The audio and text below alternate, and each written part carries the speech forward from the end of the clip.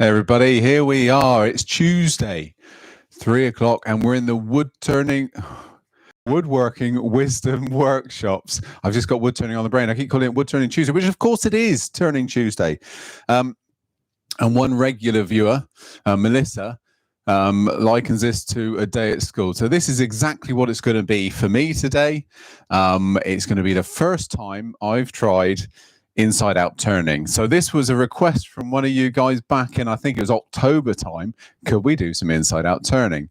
So nervously accepted the challenge. I have done one. When I say it's the first time, I have done one. I've prepped this little Easter egg.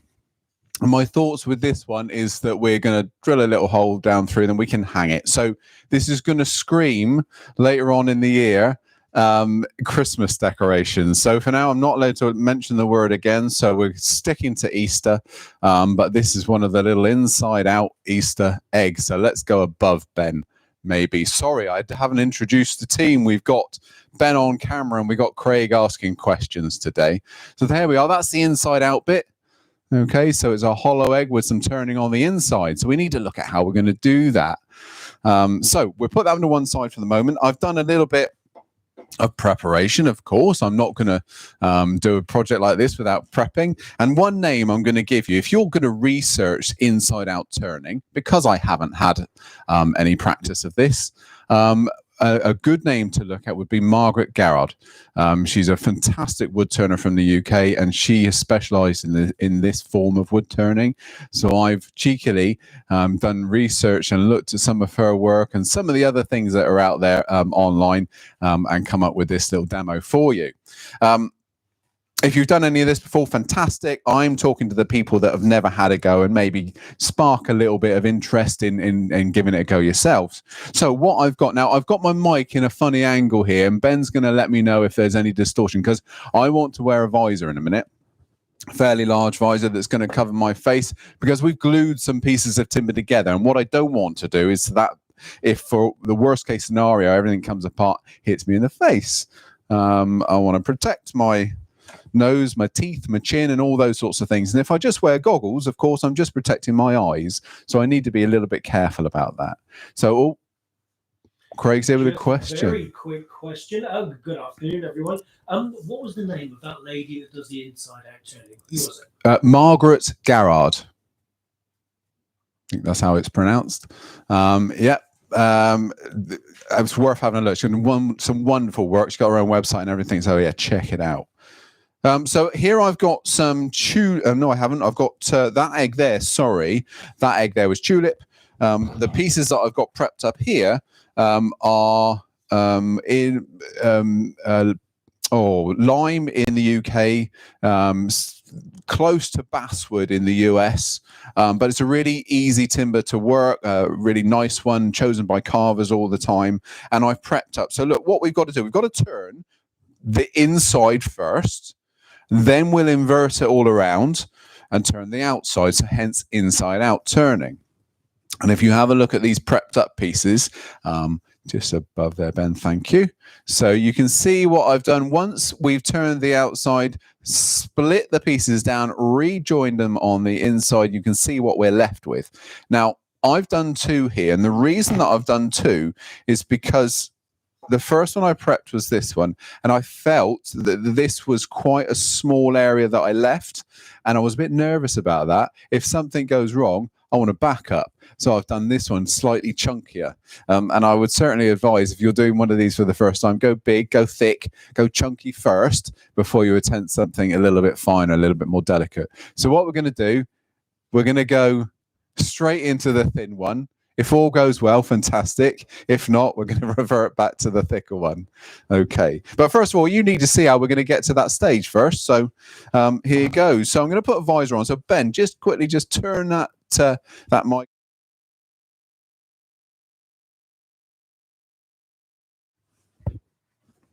Okay, we should be back. A slightly different, deeper voice from me here now, but we should be back. You should be able to hear. I'm going to apologize in advance if there's any rustling, but I do want to wear this. I want to keep myself nice and safe.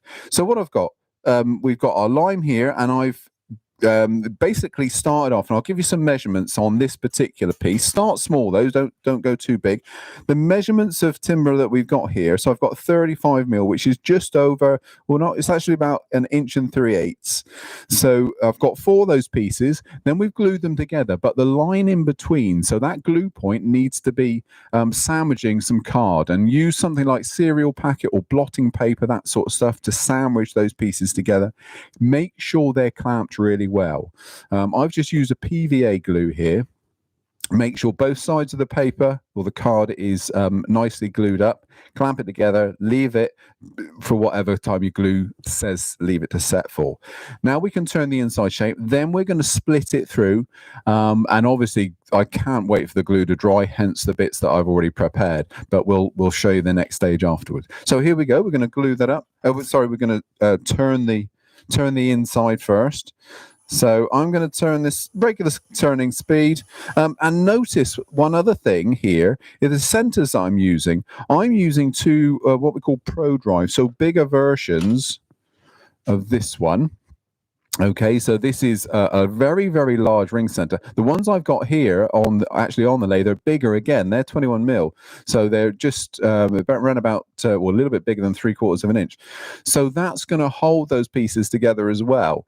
If you're unsure, a little bit nervous, then the best thing to do, certainly when you get to the next stage, so this stage here, this will now be hard glued, so no paper in between. If you're unsure about it, cut yourself some scrap wood, glue that either side as well. Okay, one of those either side will really, really help.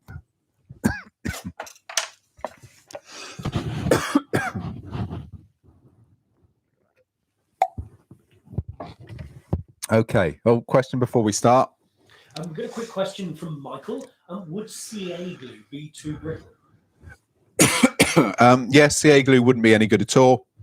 Far too brittle. You want it to absorb, where a water-based glue will, excuse me, soak right the way into the paper and the timber. So not CA. Use a PVA. Excuse me, while I coughing a bit of dust.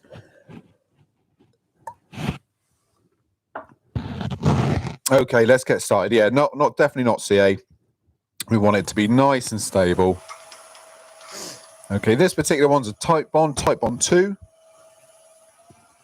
So there, I was just talking about speed, and we're up about 1200 revs there. I'm going to use a bowl gouge to start off, and a 3/8 bowl gouge or 10 mil, and just start nice, gentle cuts.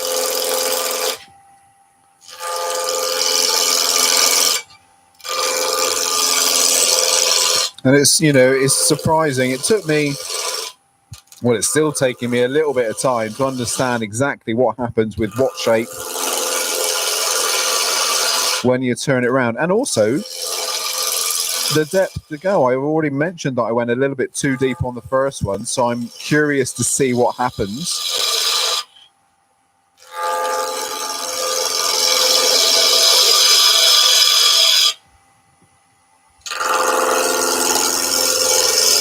So nothing particularly unusual here.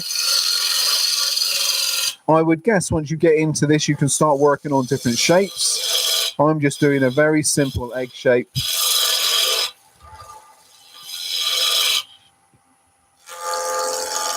And I'm looking at the silhouette on top. So for me, my eyesight, I'm looking at the top section here. That's like how I can see the shape.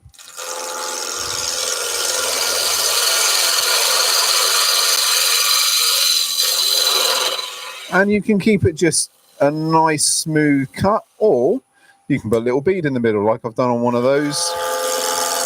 And if you're going to do that, let's just go and stop.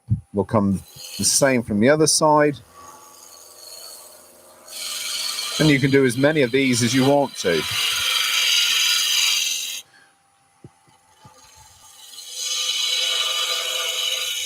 You can even do waves and things like that. You can do all sorts of designs. Let's go with a little beading tool.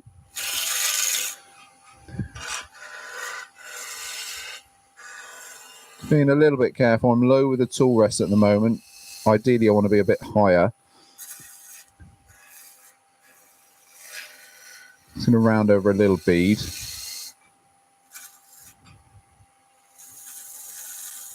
There we are. And that's all we're going to do. I mean, there's not a huge amount of turning, certainly, to do for the inside. The difficulty comes when you're doing the outside work.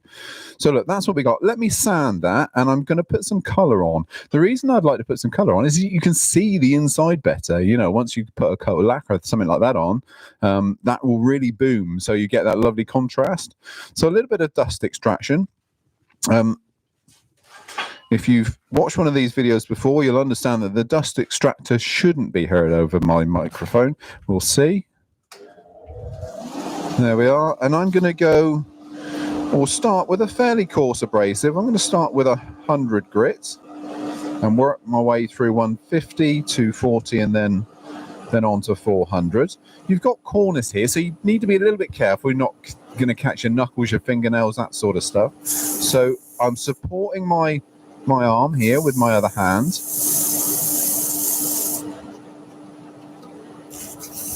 Make a nice solid surface. Don't let it flap around on those corners.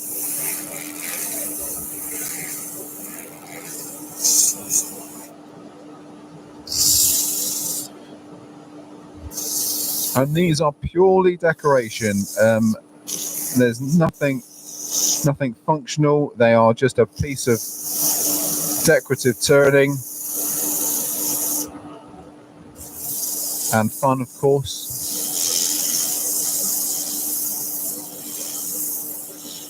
And you can do inside out turning to decorate other things.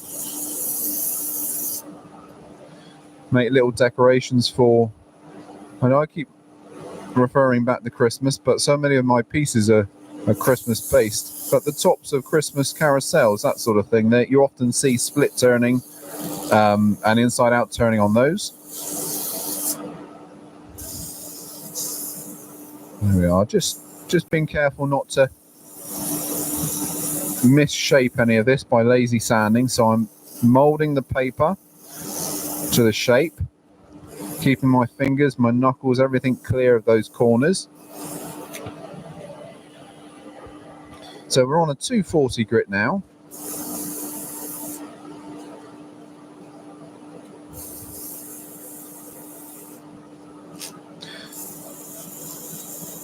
We're going to put some chestnut spirit stain is going to be our colour. I think we'll use a red on this one.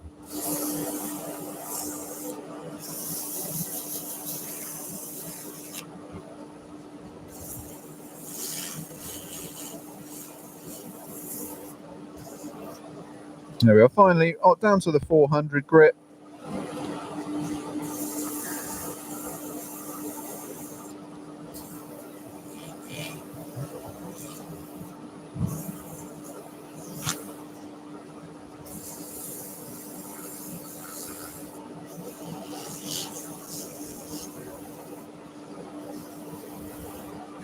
There we go.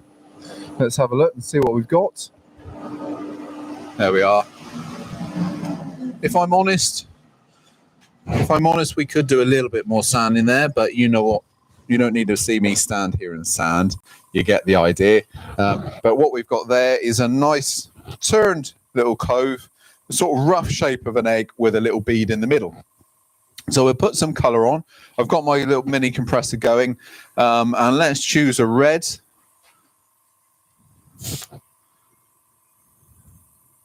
Put the lathe at a low speed.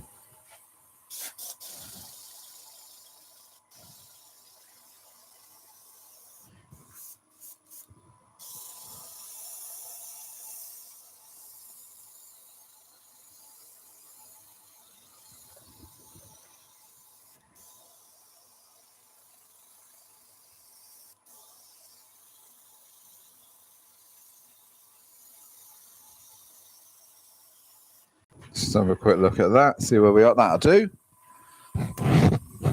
Compressor off. Yes, and we got another question. Yeah, got a couple of questions, Colwin. Andy's asked. Only also says, thanks for the video, brilliant. So thanks, Andy. But Andy says, what other methods are there of holding the wood safely if you don't have pro drives? Ring centers, okay? Yeah, ring centers would be okay if you've got a particularly large one. I would say, you know, using something like this one. Now, this is one of the ones that I use an awful lot. This is a standard ring center that we sell. And we do the equivalent tailstock center. Now, I would say, if I'm honest with you, that they're a little bit too small. I would want to go for something at least 15 mil in diameter, if not bigger. These are 21 mil. So I would try and go as big as you can.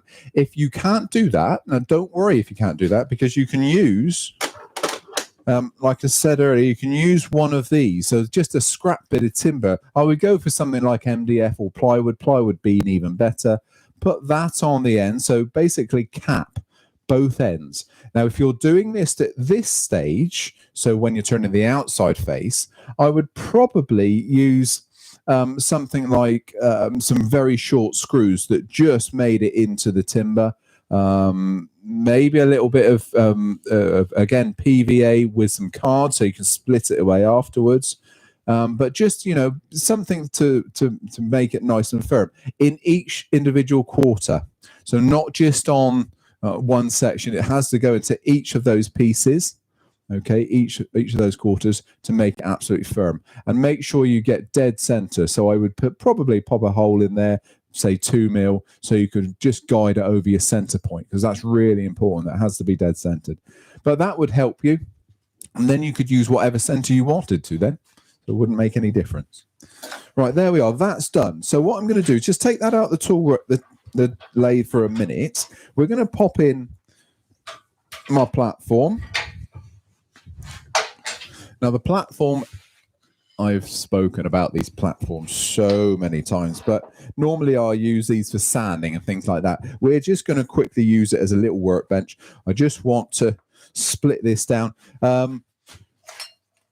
You can use anything you want to split these in half. You can use craft knives, you can use screwdrivers, you can use anything. I'm just going to try this little butter knife because it should just go straight down through the paper.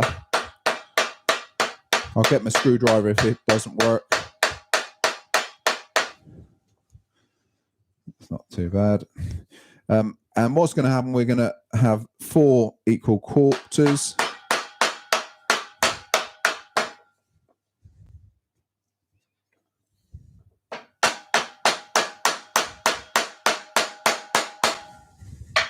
And once you've got it half done, then we can start. Maybe a better quality bread knife.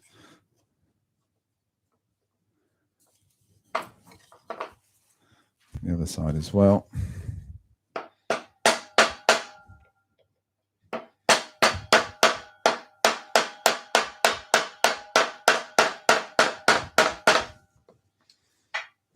No, I'm going to go back to my screwdriver. Something a little bit firmer. And what's going to happen, we're going to break that into 4 pieces, rejoin it back together again.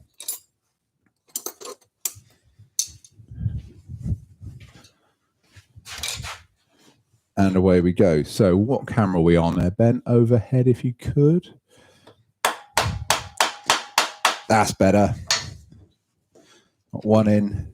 And this is the outside we're actually breaking here. So don't worry. If you think you're damaging something, you're not, because we're going to turn all of this off in a minute. There we are. 2, 3, 4. And then what we'll do with this, around the right way, is join them back together. What I tend to do, what I've done with the first 2 that I've done here, is glued them together separately. So glue those together first. Once that's all dry, then you can glue as one back together. So you end up with what we've got here ready to go. Okay, so far nice and simple. Yes, Craig, you have a question there. We have a number of questions. Go for it. So, Warren's sanding sealer. There seems to be lots of different types. But if he's using tongue oil and a beeswax, which sanding sealer should he use? Don't use the sanding sealer. Let the oil penetrate. Oil's got to be soaked into the timber. So go straight in with your oil. Don't use the sanding sealers. The only exception to using sanding sealers is when you use oil. So no, don't bother using a sanding sealer at all. Okay. Gaza123 asking, when sanding, is it better to put the lathe in reverse and then back again? You can do. It's not something I ever do, but yeah, absolutely you could do. By reversing the lathe, all you're doing, and it works really well, if you think about sanding, you're sanding those little microfibers down in one direction. So they're standing, they're all lying as if the wind's blowing against them. If you then reverse the lathe, you sand against that fiber and you take them off. However, if you've used sanding sealer, those fibers stand up. You then sand the top of the sanding sealer and takes them away completely. So it negates the need to reverse the lathe. Couple of questions about the spraying. With the spraying, do you clean the sprays after each day's usage? It depends on what paint you're using. If you're using acrylics, so airbrush paints, water-based paints, that sort of thing, absolutely. When you finish, clean them out properly. Don't leave them for too long. If you're using spirit stain, you can be very lazy like me, and I leave my my airbrushes usually for about 6 or 7 months before they get cleaned. I think the last time was well over the year. So as long as you use them regularly, though. If you don't use them regularly, then yeah, just clean them out when you finish with them. And also hotter temperatures. So wherever you are in the world, think about that. I mean, where I am down in the southwest of the UK, it can be warm in the summer, but the winters are really, really wet, so I can get away with a little bit more. But yeah, if it's hot, clean them out regularly. And can you apply spirit stain with a brush? You can apply spirit stain with a brush, and in fact, if you're applying stain to then sand off, so if you're applying stain to a quilted timber, so the pale quilted or rippled sycamores, ash and things like that, so you can then sand them off to highlight that figuring, then you need to put it on with a brush, because you need to load the timber, because it needs to penetrate really deep, and you do that before anything is on there. So on the bare naked timber, apply with a brush and you get some really deep sort of deep penetration with that stain. Yep. Okay, Martin says he's noticed that some people apply the stain and sand back before applying another coat to improve the color. But does spraying help with the color, improve the color? So spraying of color to the timber. Yeah, just spraying in general will make a better job. Yes. Purely because you don't see it, there's no lines, there's no brush marks, there's nothing like that. So with spraying, you can shadow really well, and you can fade from one color to another really well. You're not taking off the previous color, all those sorts of things. So spraying, yeah, you get a much finer blend. In 2 weeks, so I better not say an actual date, but I think it's 2 weeks time, and we'll put we'll put the title up, but we are doing a finishes Q&A, and I'm going to take 4 different types of finish, regardless of brand, and we're going to look at them. We're going to look and answer your questions. So start thinking about questions on finishes, because I think that'll be a good one. We're not going to make a project. We're just going to do surfaces and play with different finishes. Could you use double-sided tape to hold all 4 quarters together? No, not strong enough. You'll end up with another black eye. Tape around the outside? Yep, absolutely. Tape around the outside. Tape around the outside. Anything that will keep it securely together, and not just a little bit of tape. You need to wrap and wind and wind and wind. I would say, though, still not as secure. I would say split turning is the best way to go. It's the easiest way to go as well. It just takes a little bit of preparation, that's all. And you saw, I might have made a little bit of mess up of it, but you saw how easy it was to separate afterwards. It is relatively simple. The only issue, or not issue, but the only thing I would do now, before we can glue this together properly, I just need to make sure that any corners that this old paper is in the way of is gone. All right, so just sand those corners, and I'll just do that with a disc sander. Put your disc sander back on the lathe again, I've used that so many times, the disc sand, just a little faceplate on the back, and just sand those corners away before you glue together. And then it's a case of back to where we are right now. And a couple of people asking, did you number each piece? No, because the minute I took them apart, I was gluing back together again. So I would, you can number them, absolutely, but get straight on it. If everything's gone right, if you think about it, you've turned the outside form. When you flip it over, there is absolutely no reason why they shouldn't match up. Okay? If you think about it, you turned a line, flip it over, that line is constant all the way around your turning. So as long as you match that up, should all be good. Should all be good. Okay, right then, Ben. If we can focus from above, we're just going to mount this. I'm going to show these centers. Lovely job. All right, I've just put a little dot in center. A little bit too far away to see that, but just put a little dot in the center point there. I've done that on both sides. You can see the size of this center now. Okay. Line your centers up. Those pro drives are going to be really nicely clamping all four of those pieces together. Now, before I've done any turning, I'm just going to give myself an easy way out. Remember, I think this is too small at the moment because I've only done one of these. So we're going to play. We're going to see if this is too small. And then that's going to add to my knowledge for the next time. I've got a backup piece if this goes wrong. But it won't go wrong. Now, I've had a thought whilst I was doing this. We could just go so far with just turning between centers like this, nibble up to the ends. I'll be quite nervous if we do that. Or what I can do is we can turn some of the corners away. Then I can put this into a chuck. So I can make a foot here for a chuck.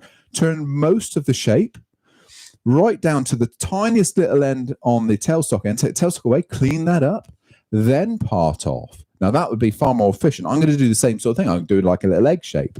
Or you can incorporate something as a finial down one end. That might be a way around it as well. But obviously, the smaller you go, the less of that glue join you've got together. So do be careful. I'm going to put my visor back on. We're going to do a very gentle rough. Some questions just before we do. Just got one question from Hodgepodge. Yeah. When you do the glue up, can you only apply glue up to about an inch from each side just to help disassembly easier? No, I went completely full coverage, glued all over. Yeah, just to security rather than anything else. But it is they do come apart so really easily. The thinner paper you go, the less easy though. So I would stick with card, and I've sort of said cereal packet type card because of its thickness. That's the sort of thickness you're looking for, or the card backings from writing pads, that sort of stuff. That's the same sort of thickness. Yes. And just one last one for the moment. Max is asking, what grit do you use on your sanding disc? Sanding disc, I think, is 120. Let's have a look. Sorry, no, it's not 120. It's 80 grit. 80 to 100, I would say. Incidentally, there should be a link for the Velcro rolls and the Velcro discs that you can get to make your own of these. I think the link is on below this video. Okay. Right then, let's get started. I'm going to put my big visor on again. Ben, can you just mute me for a minute?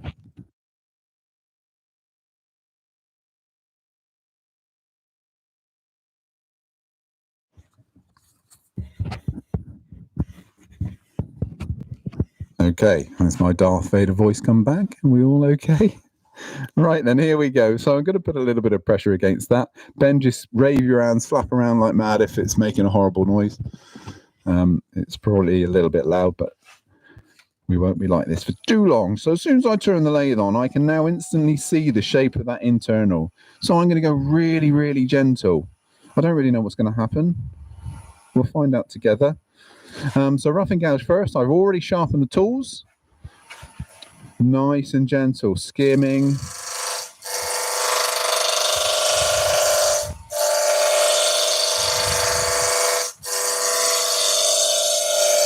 And remember what I said, we're going to make a little foot.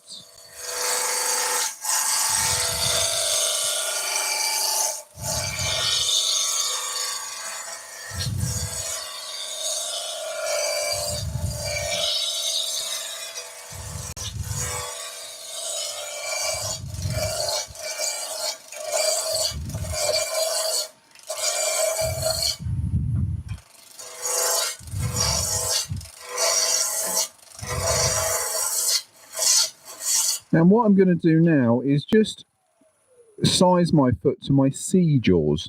Now this is looking horrible and ugly at the moment, but this will be gone in a minute. All this waste paper is going to disappear. So that doesn't matter. And I'm going to turn, obviously, or maybe not be obviously, as down as I, right the way down to this line here. So where the hole is. So we've got to create that shape. So C jaws, let's measure those. And we're going to use a set of calipers to size this foot. Dividers won't work because we're working on an external diameter. And then a parting tool. So let's go with a 6mm 1/4 inch beading and parting.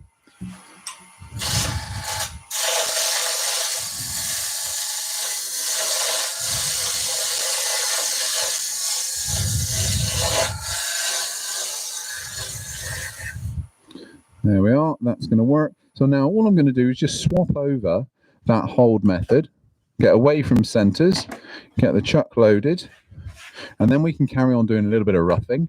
I just feel this a little bit more secure, and it gives me an option when we get close to finishing the shape. This is going to be quite a thin piece of turning, so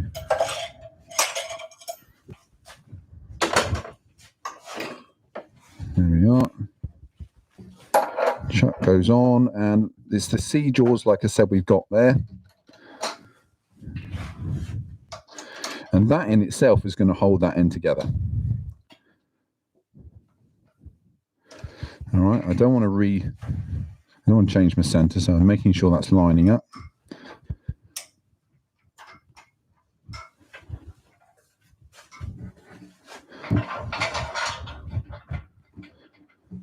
Now I'm putting my tool rest within the diameter of the chuck. Okay, so I've got all that space to use. Just wipe my visor. Okay, I'm going to work first on this side. We're going to get that down to size. We're going to get this then down a little bit thinner. At the moment, I want to keep some strength here whilst I work on some of this extra waste material. There we go. So let's go bowl gouge.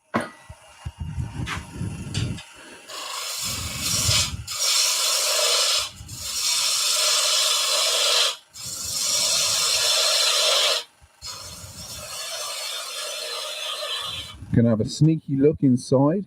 Where's this piece finished? I've got loads of room there.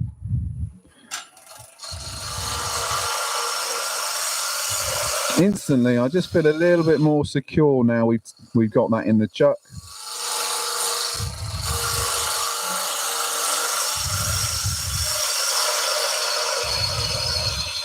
Stop and have another look.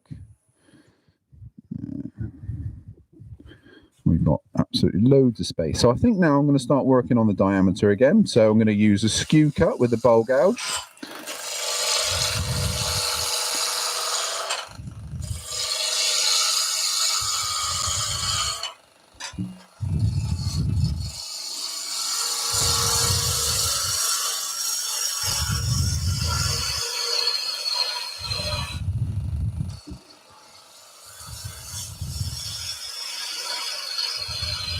Well, in a minute, once we've done a little bit more to this back end, I'll take some of this diameter away here. And then finally, we'll take the tailstock away just to clean that end up. It gives me another way of holding that end and another solution. Let's just have a look and see how thin we are. All right, we're getting there now, look. So I want to take away all those final flats.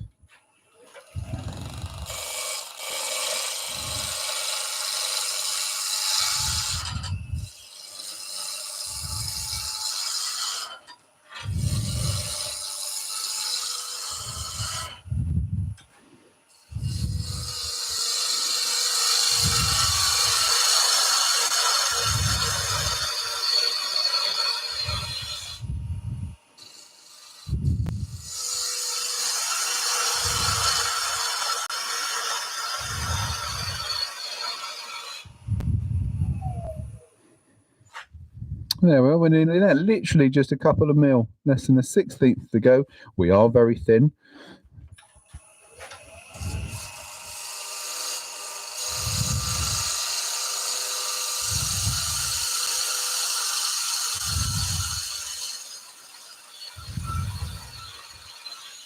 And I think that's working, you know.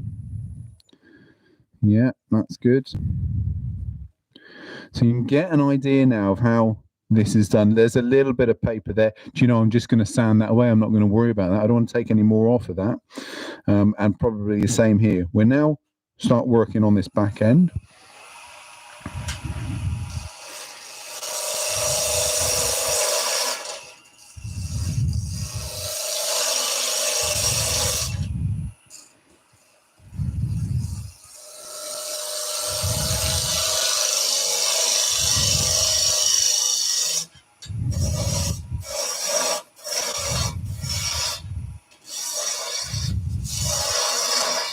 Right, so now I can start looking where I can go with this shape. So at the moment, it's not looking that egg shaped. I want to get that nice egg form back if the dimensions will allow. So we're okay. It's not too much further we can go here. I think I'm still going to take a little bit more away. Look at that. There's quite a thick area there of card.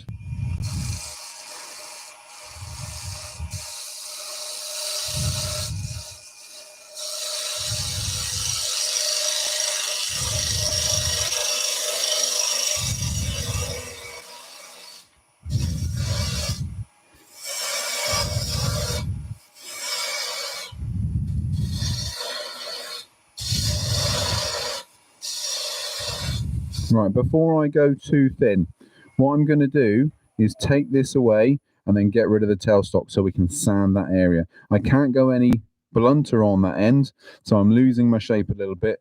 I'm going to live with that. It's worth thinking about these things when you're doing the external shape, when you're doing the inside shape first. Think about the external shape whilst you're turning it, which is a really difficult thing to do. Okay, we've gone long enough. We need to use a skew.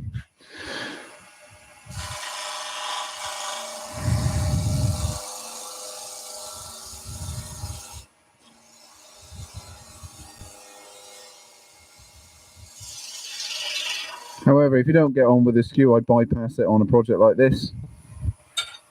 Okay, now we're going to work on turning this end off, getting that nice and clean, doing a little bit of sanding, and then we'll start looking at cleaning up that back end. So skew can go away just for 5 minutes.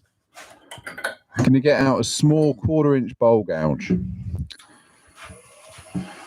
Tool rest is lower, and in fact, let me get it a little bit closer. Let's go for a slightly smaller tool rest, just so I'm getting close.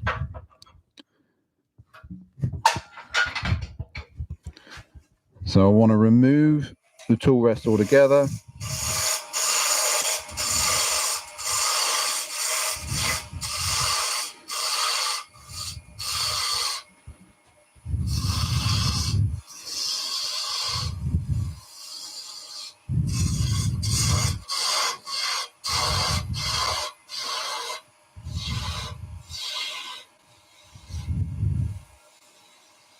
Right, now rather than just turn until something breaks, I'm going to stop, take the tool rest out of the way. We're going to cut that last little bit.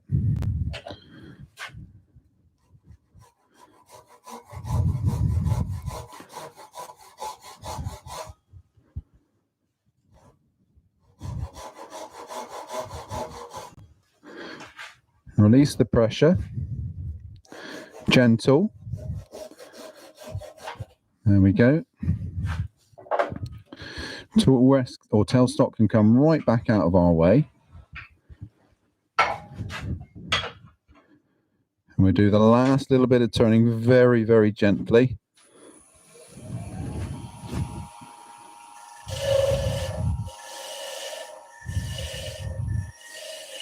I'm taking the smallest of cut here.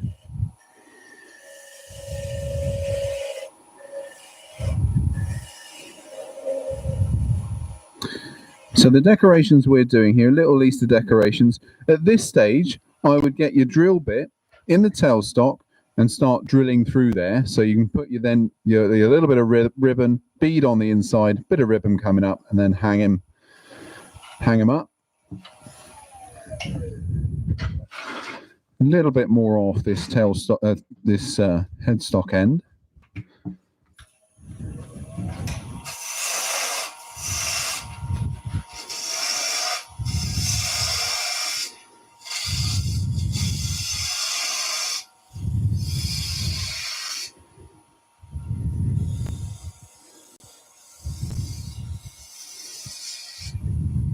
Right, I'm going to do a bit of sanding now before we go down it even smaller. I'm just checking the depth. We're good. So a bit of sanding. So a couple of things you need to think about. When you're sanding this sort of thing, you've got voids in it. It's like doing a natural edge bowl or hollow form, that sort of thing. Don't press too hard and create a hard surface for the abrasive for the timber to hit against. If you have a soft surface, what you'll end up doing is softening the edges of the detail on your workpiece. So a nice hard edge against the project. So I'm going to keep this on because at any point, if there's a weakness in there, it can go, whether I'm turning or whether I'm sanding. So I'm going to keep this on for the minute. Dust extraction is going on again.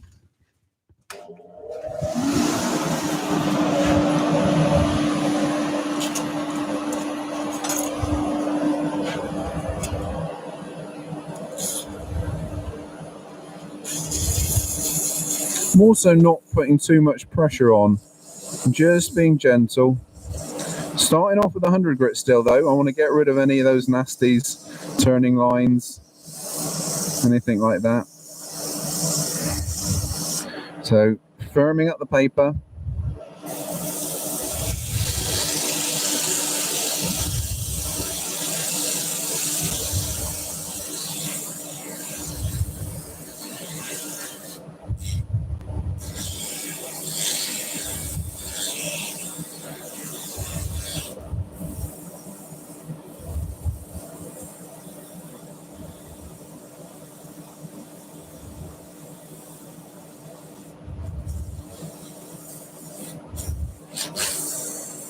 Okay, let's just stop. We'll have a check.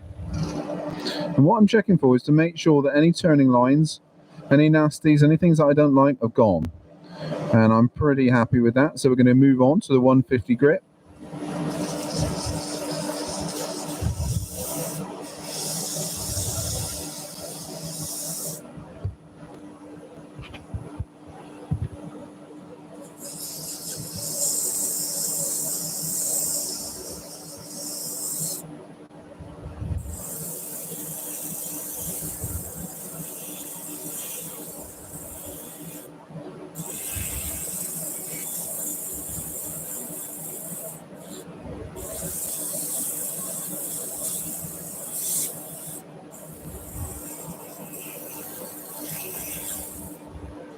Now we're on to the 240.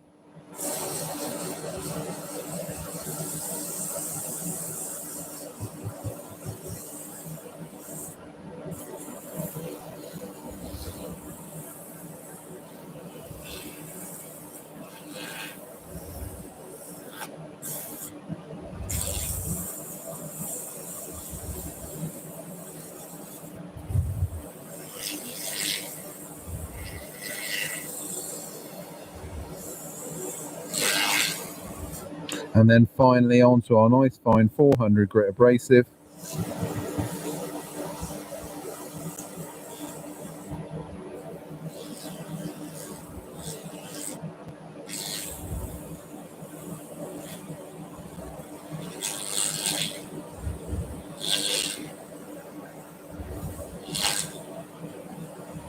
There we are.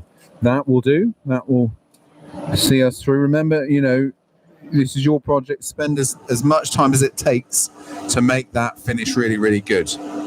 So let me just clear off some of the dust from the inside. You can see the profile then. I'm just going to take an airbrush and not apply any colour. I don't want any colour coming out. I just want air. So just pressing down on the airbrush, spray out some of that dust. There we go.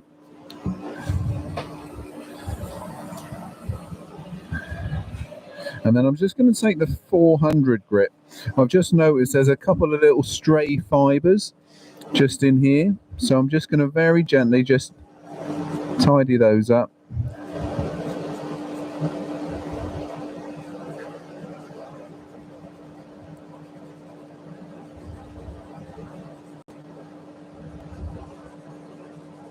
A little bit of card on the top there. I'm just going to sand that off.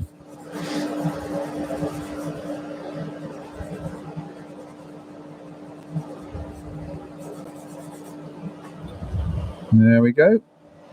That's all good. So the last thing, we're going to take a little bit more of this away as far as I dare go. And then I'm going to do the last little bit in a jam chuck. So lathe speed just a little bit slower. I don't want any centrifugal force to play a part in this now. I want it to stay nice and controlled. And just check often, check for your joins. Are they secure? Are they nice and firm? Do they look good? And this, I'll be honest, well, I better not say too much at this stage, but they look fairly good.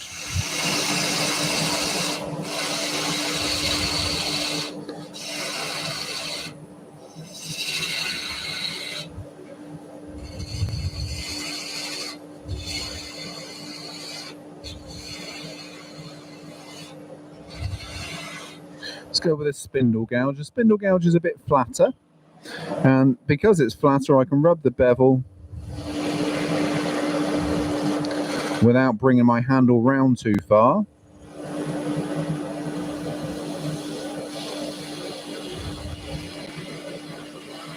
Let me just stop. I just want to come around a little bit further with that cut, but I don't want to go, obviously, go through the bottom. So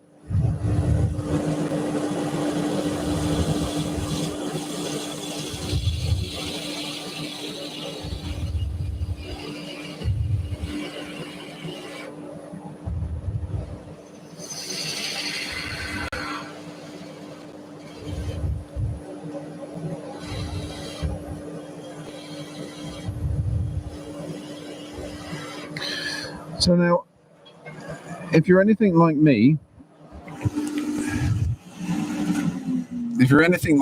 you'll have conversations with yourself saying, okay, I better stop now, something's going to go wrong.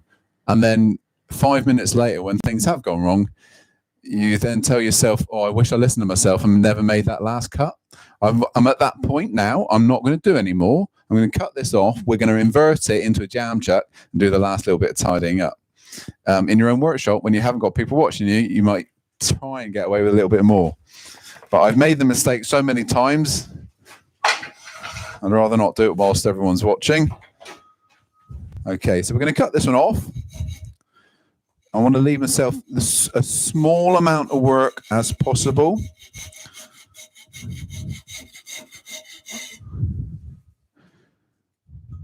Okay.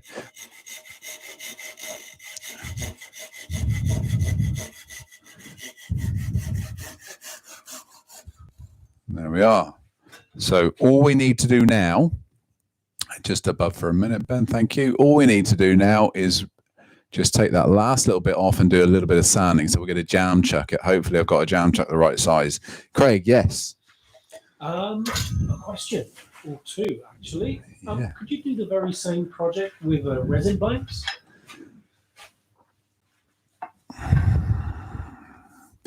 I would hesitantly say no, only because I'm trying to work it out in my head how you would do it. If it was resin and timber, if you could get a good bond, a good glue, maybe reuse wet resin to rejoin potentially. The only issue with resin, it doesn't have structure like timber does. So timber has a grain that makes it strong. You get a chatter effect with resin and it'll shatter. Especially when you get voids going around. So I would probably steer away from it. If it's a solid bit of resin, yeah, no problem at all. Eggs and things like that, easy. But not anything with voids in it. I would probably avoid. I don't think you're going to get the strength there. And Andy has asked, could you do a similar technique, split the top from the bottom, add hinges, and turn it into a box? Yes. Absolutely. Stuart Mortimer. Look at his work. Again, it's another name. Pop it in the internet. Look up Stuart Mortimer. He does some fantastic eggs, hinged eggs, with all sorts of decoration in. Probably the finest examples I've seen of that type of turning. But have a look. Stuart Mortimer. Absolutely. Of course you can. No problem. And one more. When sanding, could you use a bit of wood behind the sandpaper to help you stay away from those sharper edges? Yes. Yeah, you could. Yeah, I had to think then what we were talking about. Absolutely can. Yeah, no problem at all. I'm just looking for the best fit, and I think I'm going to open that up a little bit more. Sorry, I'm going to open that up a little bit more. So if you were here for our fruit turning demonstration a few weeks ago, we made these jam chucks. I'm going to convert one of these just to make it a little bit bigger so that fits in, because it's structurally around like this. If you push against the curve, it's nice and strong. So we should be all right here. Again, it's pushing against the toward the join, so again would be fine. Just needs to be a little bit bigger there though. So that means just a quick change to chucks. I'm going to pop a different jaw in. We're going to hold that, just enlarge the chuck a little bit. I can see another question coming. Yeah, I'm Woodwork learner. As said, as a beginner, I find removing too much wood and not turning enough wood off. Is it just experience that will help to take enough wood off? Yeah. Recommendation: pottery books. Look at the forms you get from that craft. There's some wonderful forms, because a lot of thrown pots, well, all thrown pots are made by hand, of course. The form comes I want to say easily, but all the potters are going to have a go at me if I say easily, but the form seems to be better because you're doing it with your hands. Look at as many examples of pottery books, pottery online and all that sort of thing. There's some great forms to be replicated there. And yeah, just watch and look and learn. I look at some of the forms that I was doing when I was just starting out, and they are completely different. I'm not saying they're bad, but they're just completely different from what I'm doing now. Everybody has a preference to shape, inspiration, what they like to see. And so those sorts of things inspire me and help me improve. Just a little whisker off of there. So we'll get rid of the tailstock. Pop that down to one side. Open up the chuck, and we're finishing off.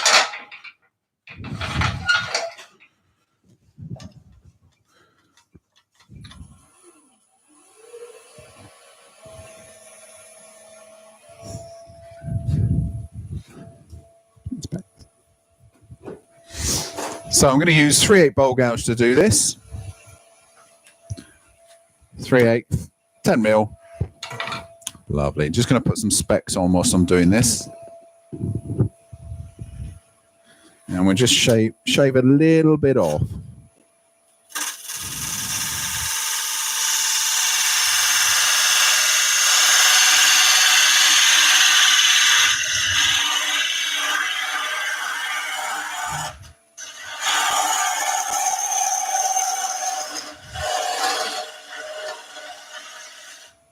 There we are. We'll give that a try.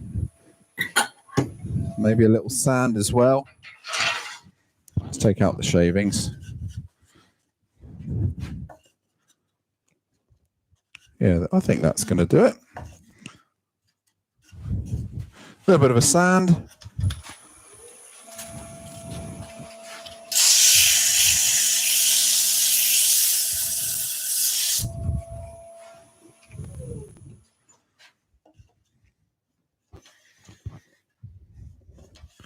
And I'm just using, just by eye, just using my hand just to level it up.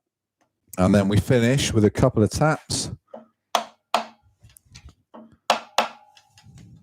don't want to go in too tight, because if I go in too tight, I'm not going to be able to get the thing back out again.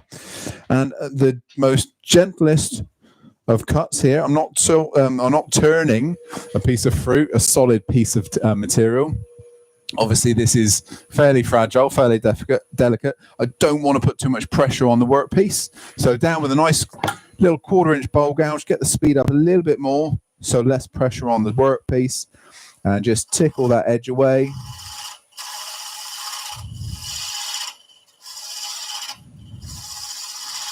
Just finish that form nicely.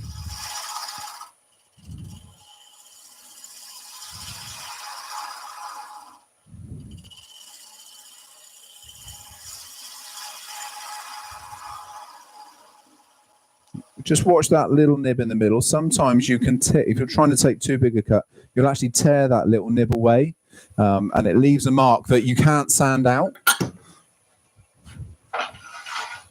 Stop the lathe. We'll put the extractor on. We'll sand that little bit, and I think that'll be job done.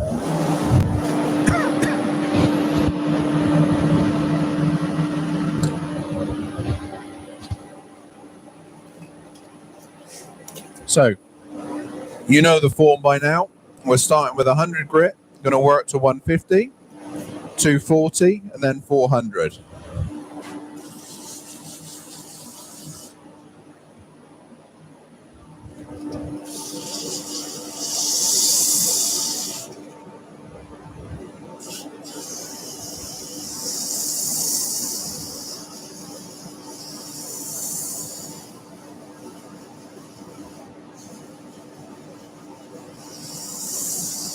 So that first grit, that's probably one of the most important grits, really. You can see what it's doing is taking away those horrible tears that were there. Well, they're horrible tears. They weren't that big. But the turning lines, general turning lines. I don't want to go too far up. I only need to go as far as I've turned. But each grade progressively goes a little bit further. You've got to take away the sanding marks from the previous grit. So there we are. So now I'm on to 240.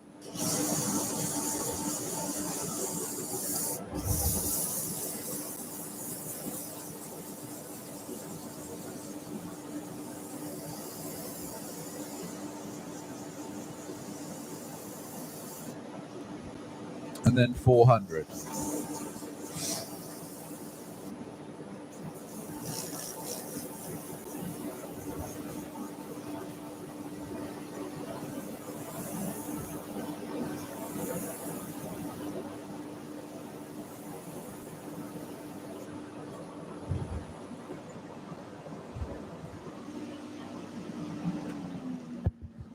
There we are. I think we're there.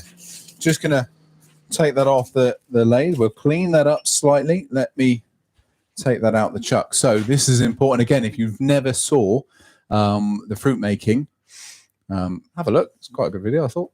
But there we are. A little bit of beached out, rounded over. That's what you can use then to put up through the whole of the headstock. That's now directly touching the end of that egg. So careful. We're going to just do a couple of little taps, and it'll just pop out. Okay. Again, let's use our little mini compressor with an airbrush. We'll just blow out, and then I'll show you that one whilst we're answering a few questions. Yes, Craig. We've got a question from Hodgepodge. Would you always apply a spray finish on the outside in this process? Yeah, I think so. It'll be the easiest. It's almost like doing a natural edge or anything with texture. Spray finish is generally, because obviously, really, you think about putting any other finish on as a wood turner, we rub in the outside surface. So spray finishes with this sort of thing would work really well. They'll also cover the inside as well. So something like a spray lacquer, maybe one of the chestnut spray lacquers, that would work well. It'll need something. So if you sprayed over the whole thing, once you've got it drilled through and actually on a piece of string or piece of wire, spray it all over, then I would definitely sand the outside edge, this bare finish here. I'd probably go down with something like a 600 grit, give it a sand, then another spray, usually about 3 or 4 sprays, and you get a really good finish, depending on what you want. So you might want a satin, you might want a gloss, but yeah, usually about 3 or 4 times and you're there. But there we are. Any more questions? I'm sure there are a few. Yeah, we've got another couple of questions. Michael wants to get a compressor for airbrushes. What would you recommend? Compressor for airbrushes. Well, it depends what you're It depends what you want. So the little airbrush, the little compressor I'm using here. Craig or Lily, would you be able to find the link? We'll get this link put up for you. I'm using that one. That's a lovely little compressor, this one. You won't hear it operating. It's so quiet. It's a direct pressure compressor, so there's no tank on it. Designed purely for airbrushing. That's great. It really, really works well. Unless you intend to airbrush all day. If you intend to airbrush all day, that'll overheat, get so hot. You know, you think about that motor, that poor little motor is running continually. Then I would go to something bigger, something with a tank that you can store the air in and use it a little bit at a time. So that's what I would go for. Personally, I've got two. I've got a big Axminster Swan. That's an upright compressor. If I'm doing a day's rough, I'll use that one. If not, I'll use this little tiny one here. So for an hour or so at a time, that one's brilliant. That's what I would go for. And what wood were you using there? Both of these, well, sorry, no, that's a lie. The first one, my little trial one yesterday, was a piece of tulip wood, this one. And then this was a piece of lime, or basswood, another name for it. I've done fairly basic shapes, you can see there, but you know, that was my first one. That was my second one. I thought better go basic and actually finish the pieces than try intricate and mess them up. So explore, experiment, have fun. All right, any more questions? Are we done? Wow. I won't lie, I was a little bit nervous about doing this one. This is the first time I've had a go with it, but that's what this is all for. We're learning together. As Melissa says, Tuesdays are a school day. Don't forget, I also said about the finishes, the Q&A we're going to be doing. So think of all your questions. Again, I can't remember. I think it's either next week or the week after. We're doing that Q&A. It's on the schedule that's out there. So have a look. We're going to be playing around with several different finishes. One more question I can see before we sign off. One last question from Warren. He's asking, can you use the airbrush with lacquer finishes? Yes, you can. Yeah, absolutely. Whether you use a spirit or water-based lacquer is entirely up to you. There are some that you can't use, the extra thick ones. So you just look at the packaging, go use what they say. If they say it can be used through an airbrush or an air gun, then absolutely no problem at all. You may need to change your nozzle size. That's very common for different types of finishes you put through airbrushes. But no, absolutely you can. Yes. All right. All good. Excellent. Well, thank you ever so much, everybody, for your time, for taking part, and with all your questions, and for staying tuned. Tomorrow, what have we got tomorrow, guys? This is Wednesday. What's on Turning Wednesday? So scroll saws. So Ben's on scroll saws tomorrow. So if you're looking to get into some scroll saw work, check in at 3 o'clock for Ben. And then on Thursdays, we are looking at, what are we looking at on Thursdays? Cabinet scrapers on Thursday. So that'll be Jason back in the Woodworking Wisdom Workshops, and tongue-tied at the moment, on Thursday. So thanks very much, guys. See you again. Bye-bye.